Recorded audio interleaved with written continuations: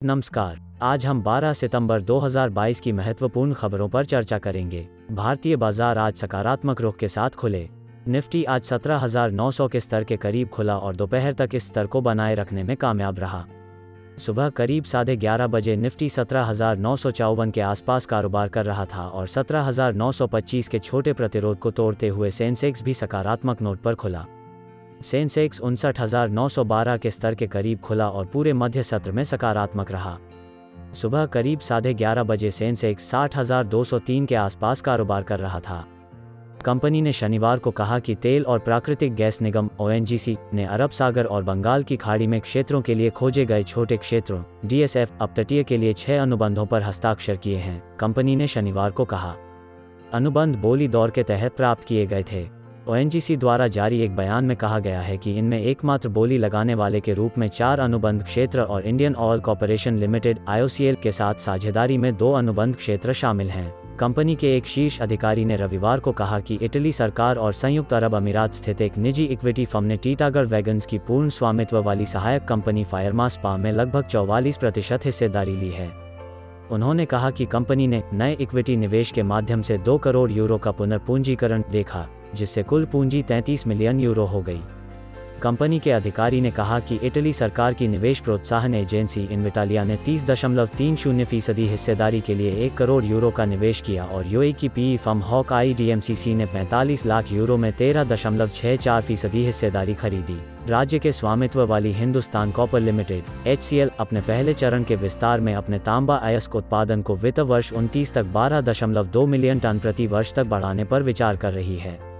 वित्त वर्ष 2012 में कंपनी का तांबा अयस्क उत्पादन 3.57 मिलियन टन (MT) था।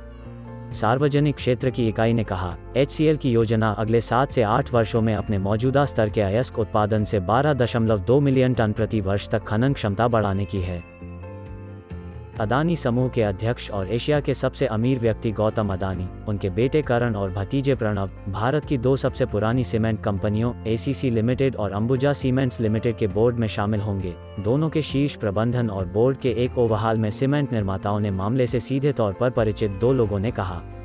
अदानी समूह द्वारा 2 फर्मों में होलसेम इंडिया के स्वामित्व के अधिग्रहण के बाद 2 सीमेंट निर्माताओं के बोर्ड के कुछ सदस्य पद छोड़ देंगे। रिलायंस पेट्रोलियम रिटेल लिमिटेड ने शनिवार को शुभलक्ष्मी पॉलिस्टर्स लिमिटेड के पॉलिएस्टर व्यवसाय को 1,522 करोड़ रुपए के नकद प्रतिफल में अधिग्रहित करने के लिए निश्चित दस्तावेजों को निष्पादित किया।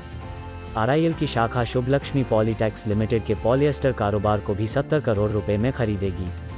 RIL ने स्टॉक एक्सचेंजों को एक नियामक फाइलिंग में कहा, 2 अधिग्रहणों का कुल मूल्य 1,592 करोड़ रुपए है, जो एक चिंता के आधार पर बिक्री में गिरावट के माध्यम से है। IRB इन्वेट फंड ने शुक्रवार को कहा कि वह गुजरात में Vadodara Kim expressway hybrid annuity model (HAM) परियोजना को अपने प्रायोजकों IRB इंफ्रास्ट्रक्चर डेवलपर्स लिमिटेड से 342 करोड़ रुपए के इक्विटी मूल्य पर हासिल करने के लिए तैयार है। IRB इन्वेट फंड ने एक बयान में कहा कि यह परियोजना आगामी Delhi Mumbai 8 lane greenfield expressway का हिस्सा है। अधिग्रहण आवश्यक अनुपालन और अनुमोदन के अधीन है और अक्टूबर 2022 के अंत तक पूरा होने की उम्मीद है, यह जोड़ा।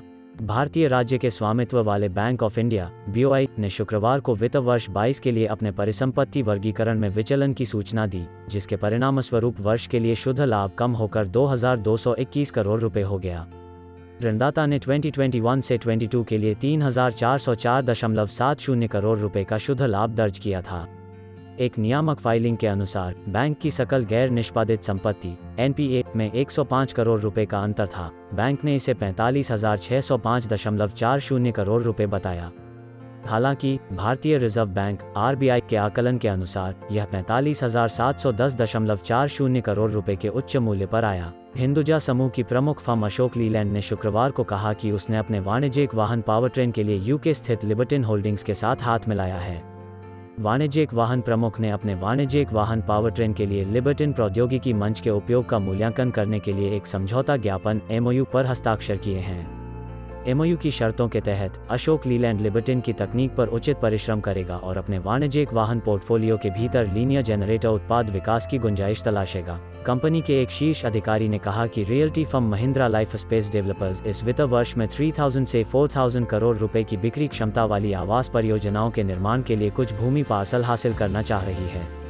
कंपनी इन जमीनों का अधिग्रहण या तो एकमुश्त खरीद के जरिए करेगी या जमींदारों के साथ संयुक्त विकास समझौते (JDA) बनाकर करेगी।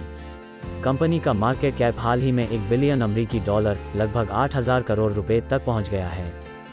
आज के लिए इतना ही। आशा है आपको वीडियो अच्छा लगा होगा। सुनने के लिए धन्यवाद। इस तरह के और भी कंटेंट के लिए हमारे चैनल को लाइक और सब्सक्राइब करें।